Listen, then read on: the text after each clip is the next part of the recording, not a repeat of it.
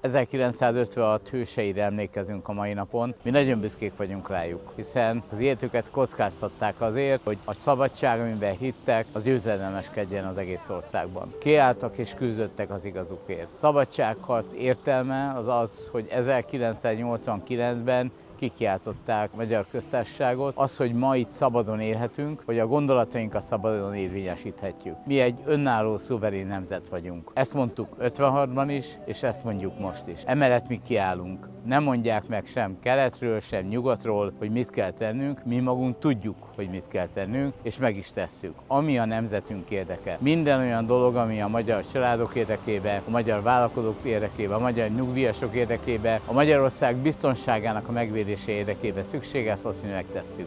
Legyen béke, nyugalom, harmónia. Ne legyen háború. Ehhez a mai napon nagyon sok magyar ember hozzájárult, gondolattal, tettel eljöttünk, koszorúztunk és emlékezünk a hősökre.